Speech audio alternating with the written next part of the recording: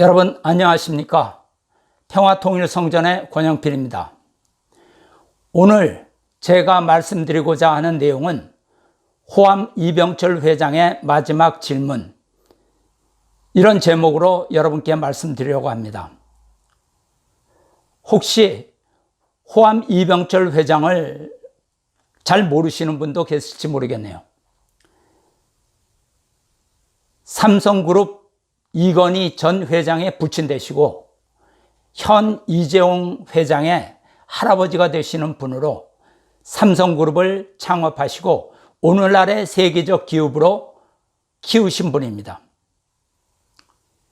이병철 회장께서는 1987년 말에 폐암으로 투병 생활을 하시면서 평소 친하게 지내던 카톨릭 교회 신부에게 인생과 종교에 대한 24가지의 질문이 담긴 편지를 보냈다고 합니다. 그러나 안타깝게도 이병철 회장께서는 병세가 악화되어 이 편지의 답을 끝내 받지 못하시고 타계하셨습니다. 주인을 잃은 질문은 24년간 책장 서랍 속에 묻혀 있다가 2012년에 책으로 출간되면서 세상에 공개되어 많은 사람들의 관심을 집중하게 되었습니다. 이병철 회장은 암울했던 1950년부터 70년대에 이르기까지 격동의 시대에 대한민국의 산업화를 일으키고 이끄셨던 시대의 거목이었음을 누구도 부정할 수 없을 것입니다. 그러나 세상에 드러난 그의 마지막 질문에서 그와 같은 큰 인물에게서도 생과 사의 갈림길에 서서 피할 수도 없고 바꿀 수도 없는 운명을 받아들여야만 하는 인간적 고뇌를 짙게 느낄 수가 있습니다. 이병철 회장 말고도 또 최근 인생에 대한 의문을 던져놓고 간 큰 인물이 있습니다. 여러분이 잘 아는 애플의 창업자 스티브 잡스입니다. 그는 채 60도 되지 않는 아까운 나이에 암으로 세상을 떠났습니다. 전 세계인들로부터 성공의 아이콘으로 부러움과 존경의 대상이 되었던 그마저도 결국 생사의 기로에서 한계에 부딪힌 나약한 인간의 안타까움을 토로했습니다.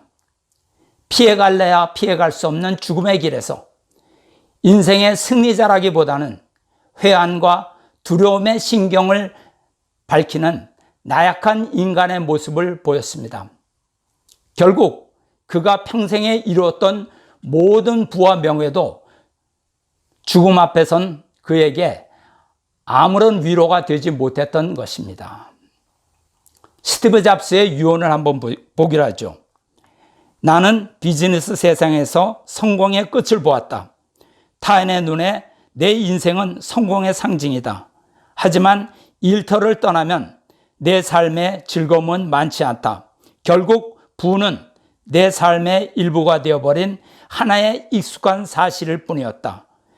지금 병들어 누워 과거의 삶을 회상하는 이 순간 나는 깨닫는다. 정말 자부심을 가졌던 사회적 인정과 부는 결국 닥쳐올 죽음 앞에 희미해지고 의미 없어져 간다는 것을. 여러분, 우리의 인생 노정은 삶과 죽음 사이에 위치해 있습니다. 인간은 시간적 차이는 있을 망정 누구나 하루하루 죽음을 향해서 다가가는 숙명적 인간임을 부정할 수가 없습니다.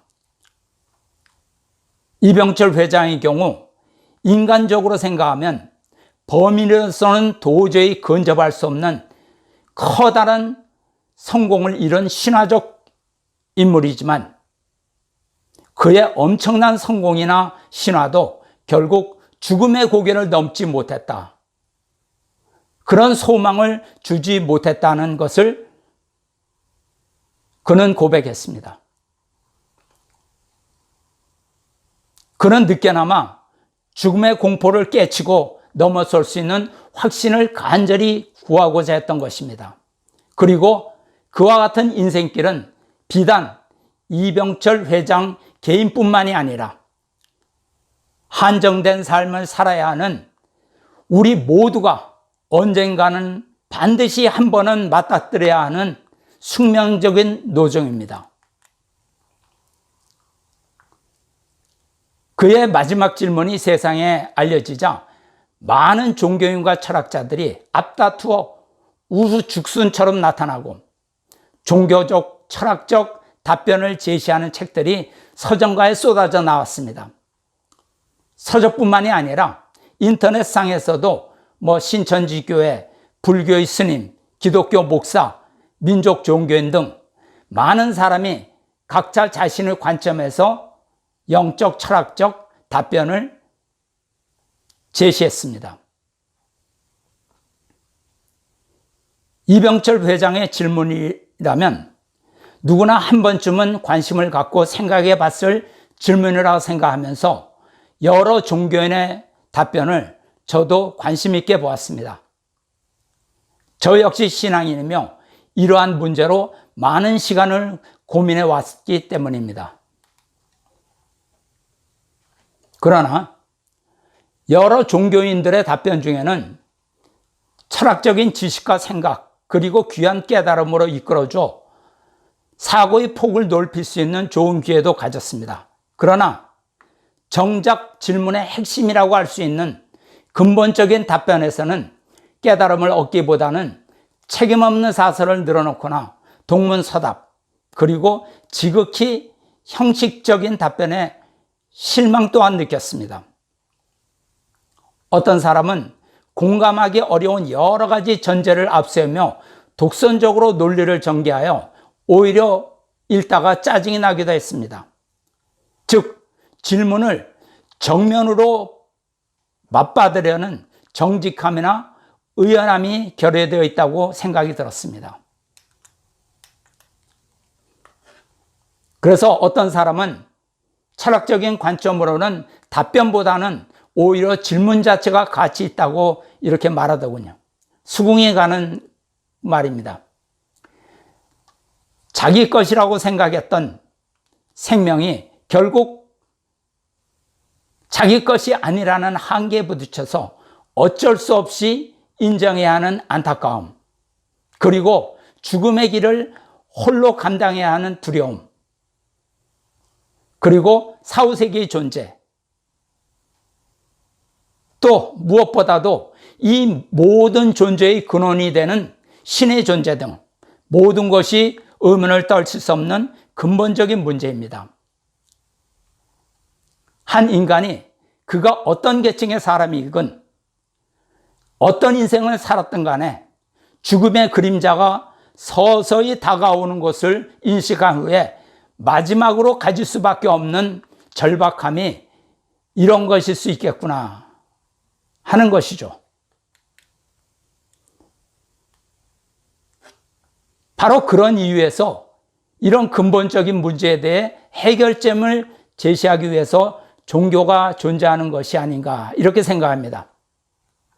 따라서 적어도 대중에게 영적 지도를 하는 직업을 가진 사람이라면, 직업이라서 약간 좀 뭐합니다만 영적 지도를 하는 위치에 있는 사람이라면 이런 질문에 대해서 성실하게 답을 해줘야 하고 분명하고 책임 있는 태도를 가져야 할 것입니다.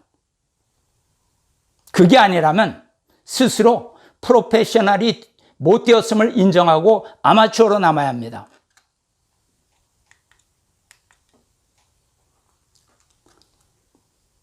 더구나 기독교는 이러한 질문을 피해가면 안 된다고 생각합니다. 왜냐? 질문이 카톨릭 신부에게 전해졌고 질문 자체가 지극히 기독교적인 질문이기 때문입니다. 따라서 형식적으로 일관하거나 질문자에게 책임을 떠넘기는 묘수를 써서는 안 된다고 생각합니다. 또 성경에 이렇게 쓰여 있으니 이것을 믿어야 한다는 식의 방어적이고 독선적인 답 역시 안 된다고 생각합니다. 이러한 근본적 질문의 답은 질문한 사람과 공감을 이루어야 합니다. 그래야 바른 답이 될 수 있습니다. 성실한 설명을 하지도 못하면서 스스로 종교 지도자라고 자부하는 사람들의 신앙관에는 동의할 수가 없습니다. 왜냐? 책임감이 결여되어 있기 때문입니다. 또 어떤 이는 이렇게 말합니다. 신앙은 믿음의 문제이지 반드시 설명이 필요한 것이 아니다.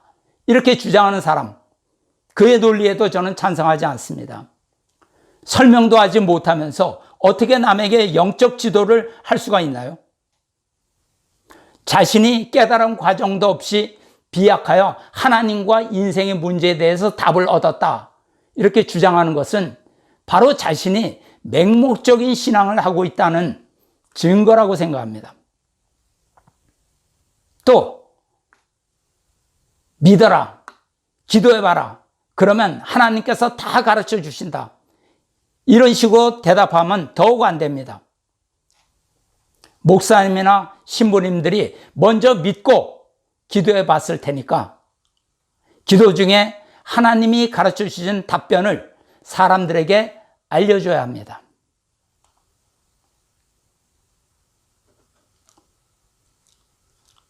왜 신학이라는 학문이 존재하겠습니까? 신학을 연구하는 이유도 신의 존재와 영적 세계에 대해서 논리적으로 설명하고자 하는 것이 아닐까? 그렇게 생각합니다. 신학을 공부하는 것도 믿고, 알고 믿기 위해서라고 생각합니다.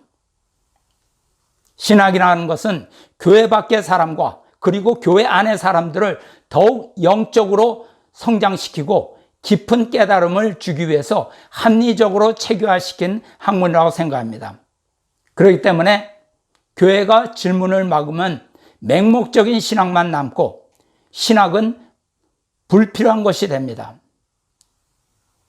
신학이 없는 신앙은 무속과 무슨 차이가 있다고 생각하십니까?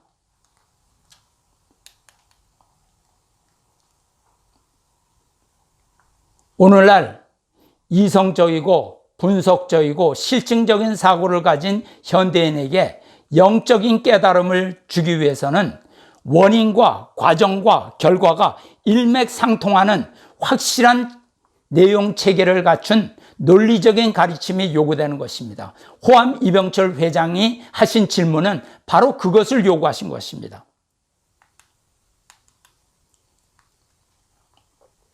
이병철 회장께서는 종교 지도자에게 질문을 던졌습니다. 그는 구태의연한 설명을 요구한 것이 아니었습니다.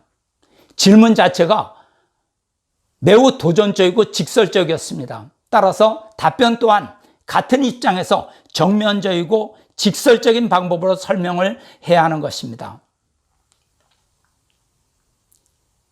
그렇다고 이 회장께서 과학적인 답을 요구한 것은 아닐 것입니다. 만약 과학적인 답을 요구하셨다면 신부에게 묻지 않고 과학자에게 물어봤을 것입니다.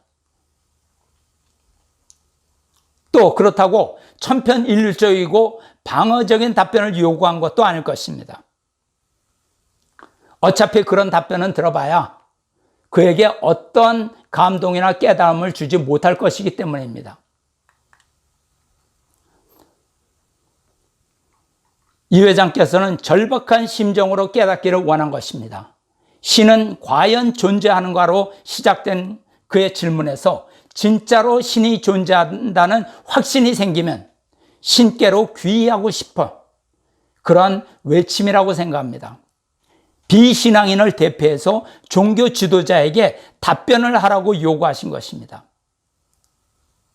이유는 질문 자체가 신앙에 대한 가장 근본적이고 본질적인 질문이기 때문입니다. 누구나 할 수 있는 질문이겠지만 이제껏 누구도 확실한 답변을 해주지 못한 근본적인 질문입니다. 따라서 답변자는 이 회장의 질문만큼 고민하고 진실하고 책임 있는 답변을 해야 하는 것입니다.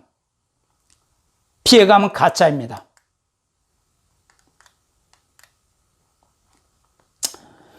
스물네 개의 질문은 이 회장 개인의 질문일 뿐만이 아니라 삶의 의미를 찾아 고심하는 모든 인간들이 공유하는 질문입니다. 여기에는 신앙인과 비신앙인 모두가 포함됩니다. 나는 확신을 가지고 있다 라고 주장하는 신앙인이 있더라도 그가 적어도 논리적으로 체계적으로 답변을 줄 수 없다면 그는 질문을 던진 이에게 아무런 도움이 되지 않습니다. 그의 질문은 직설적이고 도전적이며 솔직했습니다. 예리한 창끝과 같았습니다. 그 질문은 타계하시기 직전에 했던 질문이 아니라 살아생전에 가지고 계셨던 질문이라고 생각됩니다. 그러나 답변을 하고 나선 종교인들은 그렇지 못한 것 같다고 생각이 들었습니다. 이병철 회장의 질문이 무엇을 의미하는지 잘 알면서 정면으로 받지 않았다는 생각을 하게 됩니다. 답변은 가깝했고 변죽만 울렸습니다. 질문에 맞춰서 답을 했다기보다는 자신이 하고 싶은 말을 한 것이 아닌가 이렇게 생각됩니다. 누군가 난문 쾌답이라고 자화자찬했더군요. 그러나 저는 솔직하게 동문서답이라는 생각이 들었습니다. 또 어떤 종교에는 흔쾌히 수용하기 어려운 많은 전제를 내세워 놓고 자신의 교리를 설명하기 위한 도구로 삼은 것 같더군요.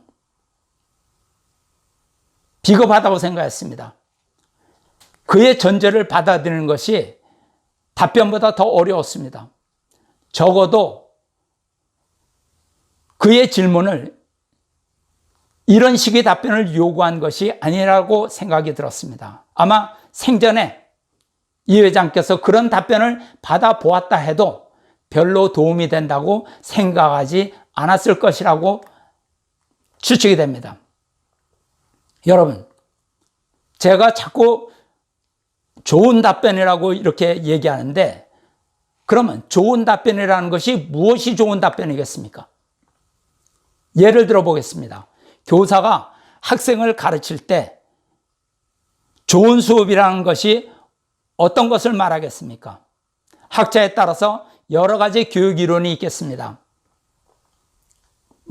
우리가 쉽게 생각하기는 최첨단 멀티미디어 시설을 이용해서 동영상을 제작해서 띄우고 많은 도표와 교육 보조자료를 제시하여 논리적으로 설명하는 수업, 이것도 좋은 수업이라고 할 수 있겠습니다. 그러나 그것은 좋은 수업의 필요 조건은 될 수 있을지 몰라도 좋은 수업 자체는 아닐 것입니다. 좋은 수업이란 학생들을 집중하게 만드는 수업이 좋은 수업입니다. 학생들과 관심을 공유하고 문제 해결에 적극적으로 참여를 유도할 수 있도록 동행하는 수업이 좋은 수업이라고 생각합니다. 이를 위해서 실습도 필요하고 동영상도 필요하고 교육 보조 자료도 필요하고 교사의 교수법이나 교육 이론도 필요하겠지만 이 모든 것도 학생들이 관심과 유리되어 있다면, 학생들이 적극적인 참여를 이끌어낼 수 없다면 무용지물에 불과할 것입니다. 따라서 좋은 수업이란 학생들과 관심을 공유하고 학생들의 수준과 요구에 맞춰야 되고 종국에는 학생들의 암과 깨달음에 변화를 줄 수 있어야 하는 것입니다. 이와 같은 이유에서 이병철 회장의 신과 인생에 대한 질문에 대한 답변도 마찬가지라고 봅니다. 자신의 해박한 지식과 자료를 체계적으로 제시하는 것이 중요한 것이 아니라 질문의 핵심에 정확히 맞춰가면서 정면으로 솔직한 답변을 해줘야 합니다. 즉, 이병철 회장의 관심과 질문에 맞춰서 직접적으로 대답을 해야 했다는 말입니다. 동문서답은 답이 될 수 없습니다. 물에 빠진 사람에게는 물에서 나올 수 있도록 직접적인 도움을 줘야지 빠진 사람에게 수영의 영법이나 구조법에 대해서 소개한다고 떠들어 대봤자 익수자에게는 아무런 도움이 될 수 없을 뿐만 아니라 오히려 절망감만 주게 됩니다. 이미 많은 종교인들이 답변한 내용들을 이제 와서 나도 끼어들겠다고 생각한 이유는 여러 종교인들이 제시한 답변이 하나님과 생사에 관련된 인생 행로에 대한 설명으로 충분하지 못하다는 느낌을 받았기 때문입니다. 그러나 저는 목회 경험도 없으며 신학을 체계적으로 공부한 경험도 없습니다. 그리고 또 요즘 아무나 한 번씩 경험해 봤다는 영적 세계를 체험해 보지도 못했습니다. 그러나 저의 이 부족함인 반면에 나와 같은 입장에 있는 사람들과 함께 공유할 수 있는 가능성이 있다고 생각합니다. 어떤 위선도 없이 진실되고 성실하고 두려움 없이 무지의 길에서 깨달음의 길로 여러분과 함께 한번 가보자고 하는 것입니다. 이병철 회장의 첫 번째 질문을 소개해 드리겠습니다. 하나님의 존재를 어떻게 증명할 수 있나? 하나님은 왜 자신의 존재를 똑똑히 드러내 보이지 않는가? 계시다면 드러내 보라 이 말이죠. 이런 질문입니다. 그래서 이러한 이병철 회장의 질문에 대해서 저와 같이 한 걸음씩 탐구하며 동행하기를 저는 여러분께 바랍니다. 감사합니다.